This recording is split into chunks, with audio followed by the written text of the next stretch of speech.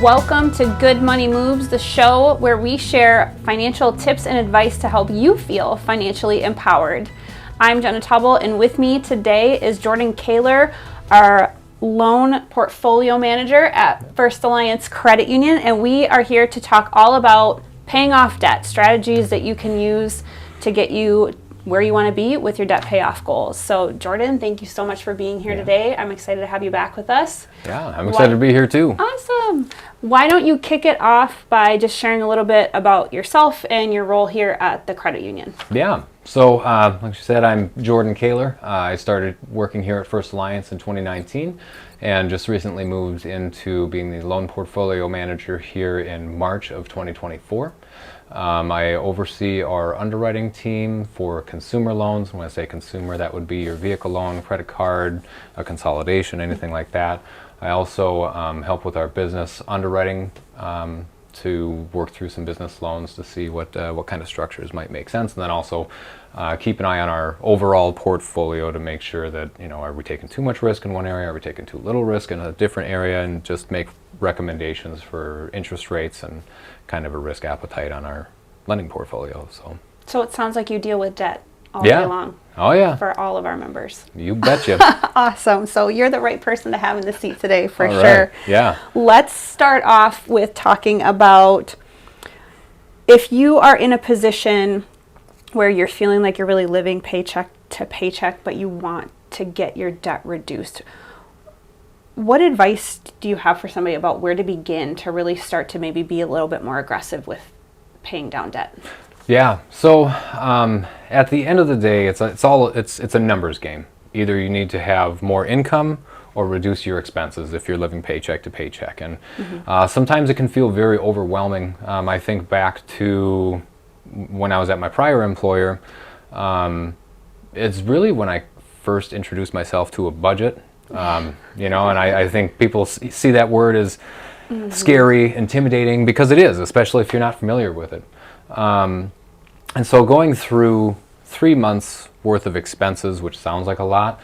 Side note, we do have a My Money tool that you can use to import, transactions and keep an eye on. But take your average expenses just to realize like where you're at with your spending. Once you realize where you're at with your spending, because getting more income is a little more tricky than sitting down with a budget. But it is very eye-opening. I know for me, I'd go to Casey's, I'd get a slice of breakfast pizza every morning, I'd go and I'd get my lunch there, and then when you do that, say your average transaction, it's say $7 a time, so 14 a day over 30 days, that adds up, So realizing where you can actually make some reductions to expenses will help to realize some savings that with that savings you can turn around and apply above your minimum payments on credit cards or above your minimum payment on a car loan or whatever loan you might have. Really, I think a big thing, Dave Ramsey talks about having your $1,000 emergency fund. And so I think getting that in place first and then starting to aggressively pay down with whatever extra gap you have is where it's going to be really important. And that's where you'll start to see some momentum. Yeah, that's great advice. And I like that you break it down into you can either increase your income or reduce your expenses. Like there's more than one option to work towards, and whatever one makes sense for your budget and your goals, like you can kind of pick and choose the best strategy to move forward from there. So I think for a lot of young people, it's really easy to fall into debt traps like high interest credit cards and not knowing how to use them appropriately, payday loans. What are some things that you would say to a young person to avoid like falling into these types of things, and what education should someone know about these types of loans essentially? Yeah, so you use the word education, that's exactly kind of what I was going to say. I think that having an understanding of how it works and what's out there is half of the battle. I think that people fall victim to high interest predatory loans or loans that maybe just have some absurd interest rates because it's what's marketing to them and it's easy and there's a lot of fine print and loan documentation that's easy to glance over. reaching out to anybody here at First Alliance is going to be huge with equipping people with the knowledge they need in order to make an informed decision. I think that if you don't have the information, it's too easy to fall victim to that stuff. Yeah. I've seen, there was someone that we just worked with who had a loan, and they didn't really understand the terms, assumingly, that they had signed up for, but they were paying 699% interest on a $1,000 loan. Oh my goodness. And that's excessive, and it kind of breaks my heart when I see that kind of stuff, because it's like people are in a tight spot, or they don't understand, and so we want to make sure that there's just information available so that people make informed decisions. Yeah, awesome. I think the last time we had you on the show, we talked a lot about credit scores. And what is a person's impact on their credit score as far as the ability to pay down debt? What are obviously debt, credit score go hand in hand. So if you are overburdened with debt, how is that impacting your credit score, really? How does that show up? Yeah, so generally speaking, the lower your credit score, the higher the interest rate you're going to pay. And where people really realize this, kind of is with credit cards. They have their minimum payment, and every credit card's payment structure is going to be a little bit different. But most credit cards are going to have interest rates of, I think right now, probably high 20s, low 30s. We have better rates than that on our credit cards. Yes, we do.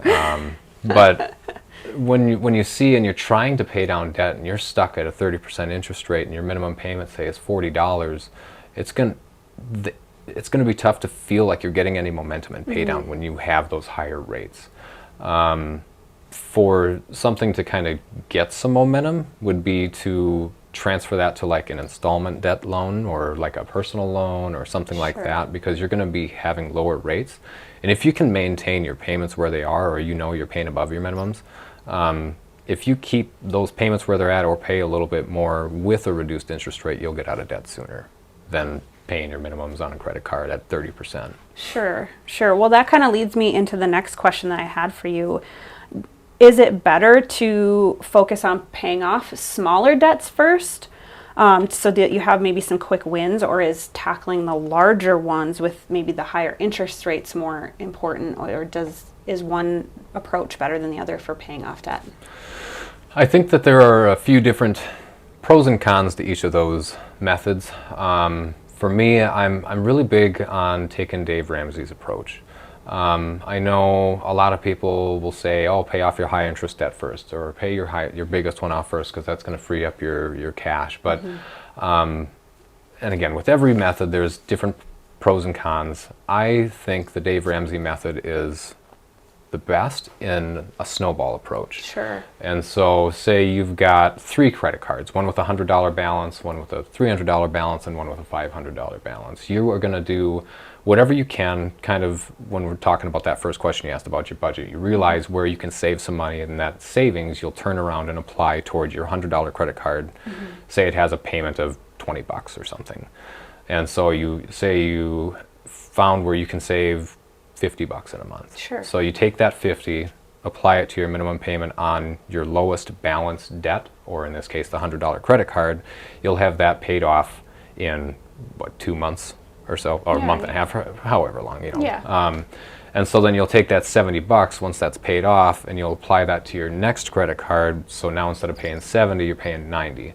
And the big thing with this, just from a psychological perspective, is going to be actually writing out the debts that you have from highest balance to lowest, and once it's paid off, cross it off. There's something to be said in crossing something off of a list, be like, yes, that's done. You know what I mean? It's motivating. It's motivating. Yeah. And if you hit your highest balance debt, you're going to be paying that for a long time. And it's going to be tough to get that motivation. It'll probably be easier to fall back, and and harder to get that momentum. So no, that makes a ton of sense. And I like the name for that approach, the snowball method, because it is such a great visual to think about that as it's rolling forward and kind of you're paying off those debts. You're getting a bigger payment that you can put towards the next debt and the next debt, and you're just like making this really big impact at the end of it all. Yeah. So, what one of the methodologies that I've heard of outside of the snowball method, although I suppose you could marry the two in some way, is making biweekly payments instead of monthly payments. Is that truly helpful to do it that way? Like, some people are like, well, it'll be better for your credit score if you do that, or, you know, it'll just bump you because you'll have a couple extra payments at the end of the year. Like, is that a realistic way to pay down debt? Is that as beneficial as people say? Yeah, there are benefits to it. If you think of most loans have a monthly payment, and so if you think of, you know, how many payments you're making throughout a year, you've got 12 monthly payments. Most people get paid on a bi-weekly pay schedule or every other week, and throughout the span of a year there are 26 pay periods. So if you kind of try and equate that out to monthly, you're making 13 payments throughout the year instead of the 12, Sure. if that makes sense. And so what you're doing is you're paying down your principal balance faster throughout the year, Sure. because you're making payments more frequently, and you get one extra payment throughout the year made. So it's going to help a little bit with some additional pay down. Sure. I know a lot of people do that with their mortgage, and when you have those higher dollar loans, that's really where you're going to see it. I mean, if you do that, I don't know exactly what it is, but I know you can shave a few years off a repayment just by doing that on a mortgage. Yeah, no, that makes a ton of sense, and I think you make a great point in that you're really just putting almost more towards the balance than you are towards paying additional interest or anything like that with that method. And I think I use a method similar to that for my mortgage payment as well. So it's a great point that, you know, it doesn't have to just be for credit card debts. It could be for any type of loan or debt that you have to make some progress there. One of the things that I know a lot of people struggle with is balancing trying to save money and also pay down debt at the same time. Are there any like tips or tricks that you could share to figure out how to prioritize one or the other, or how to do both at the same time effectively? Yeah, what I think, it all depends on the person. So it's tough to say that to blanket, this is the best way to handle it, because personal finance is personal. I know it's cliche, but it is. Though, you know, that's why it's called personal, right? Yeah. And so, for me, I think it's important to make sure that you do have something in savings while you're working to pay down debt. I know Dave Ramsey suggests 1,000. Whatever number is comfortable for you. Essentially, you want to make sure that you've got enough cash on hand to cover most emergencies without having to rely back on debt. Sure. If your goal is to get out of debt, you want to make sure that you've got savings to cover that emergency, so you don't have to put it on a credit card, because then now you're working backwards and not accomplishing the goal that you want. So it all depends on each household. How much do they perceive to be necessary for most emergencies, and what that is may vary from one house to the next. So I think it is a healthy balance, and it is a tricky balance. I know for me, $1,000 in savings is really ideal until you get your debt paid down to where it's just your mortgage, and then work to save, they say, I think 3 to 6 months worth of expenses, which can seem like a huge barrier. But if you have no other debt, and whatever you were paying in debt payments, once it's all paid off, if you turn around and lump that in your savings account and don't spend it, it's tempting to spend when you've got extra cash, but that's really the best way to go about it if the goal is to get out of debt in the long run. Yeah, so it sounds like you're kind of recommending have at least a small emergency fund in place, and then once you have that established for yourself as kind of a fallback, then worry more about aggressively paying down your debt, because you'll ultimately be in a more secure financial position while you're paying down your debt for that reason. Yep. And if an emergency does come up where you have to deplete your emergency savings, it stinks, but that's why it's there. Exactly. And so as soon as an emergency comes up, because an emergency will come up at some point throughout our lives, numerous times, instead of shift your mindset from paying down debt to replenishing your emergency savings, and then go back to paying down debt. Yeah. I want to kind of transition into talking a little bit about some specific strategies and tools that people have available to consider when it comes to paying down debt, and debt consolidation is one that comes to the top of my mind. Can you talk a little bit about what someone should consider when they're considering debt consolidation as a strategy to pay off their debt? Yeah, I think being very mindful of the rates. You can go, some creditors will have higher rates, some will have lower. Shop around. I think it's, people shop around with a car. I don't know if people really do that with an unsecured loan. Sure. In most cases, your installment debt or a personal loan, car loan, things like that, are going to have lower rates than your revolving debt, which would be your credit card, line of credit, things like that. And so I think being very mindful of the rate is going to be big, but then also doing a lot of self-reflection on like what caused me to get into this position in the first place, sure.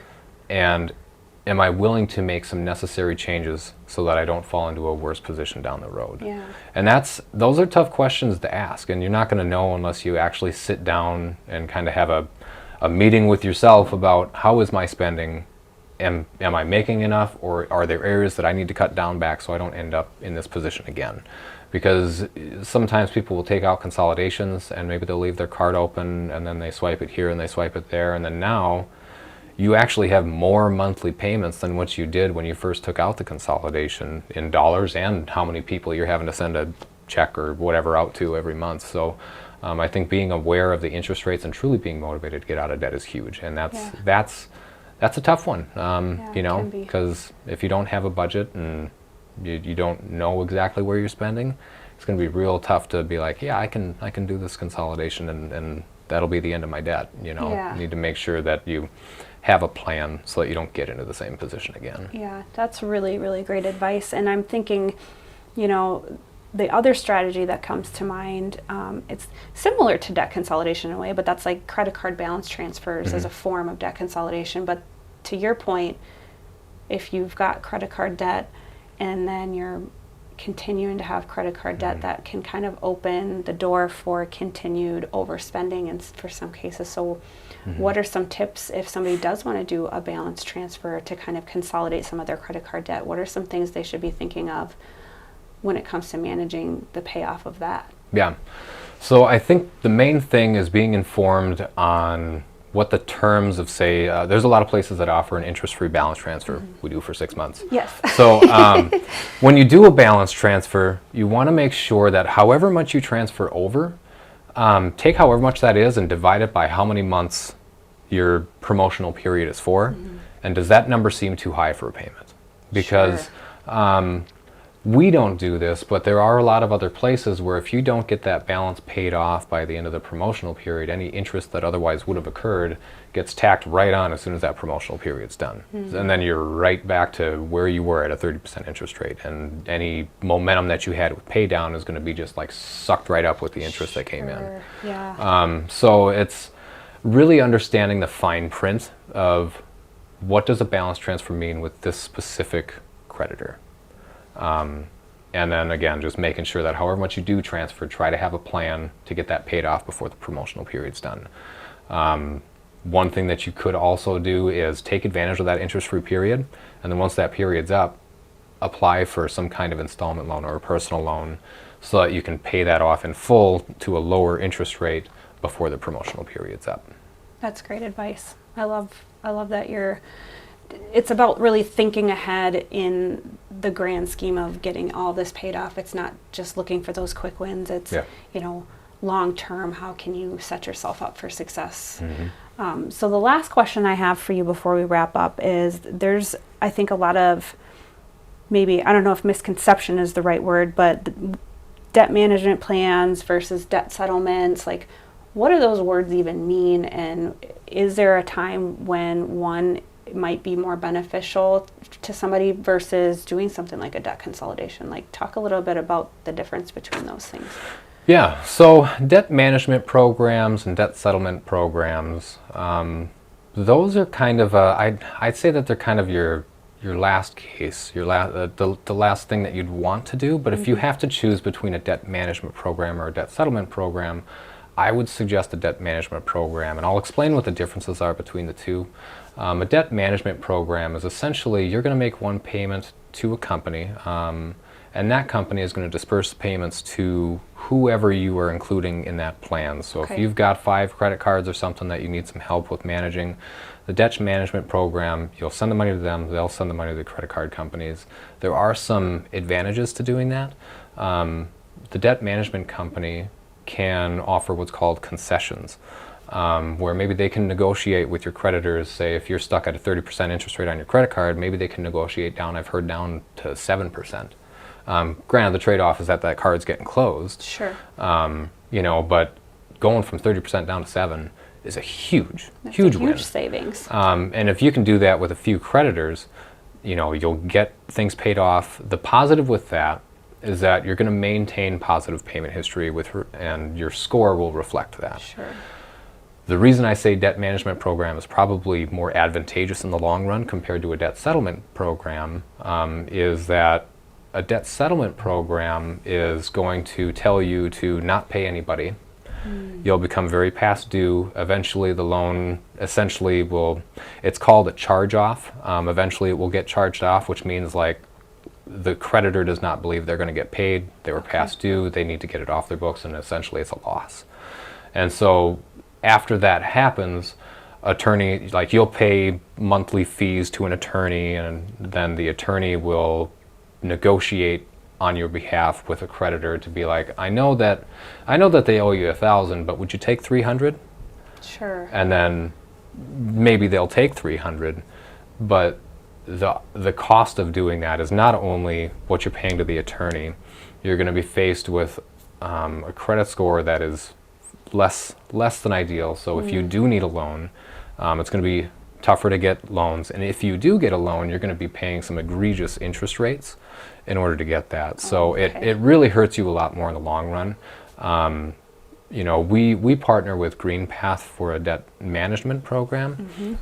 Sometimes when we take a loan application and for whatever reason we're not able to assist, we try to refer people over to GreenPath for those specific reasons. In that they can negotiate better interest rates compared to the cards and everything that I've already mentioned.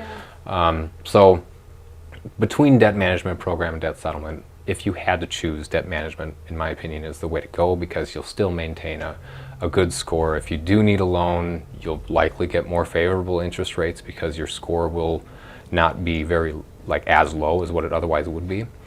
But always start with us and come to us and see if there's something that we can do before having to get to a position of that. Yeah.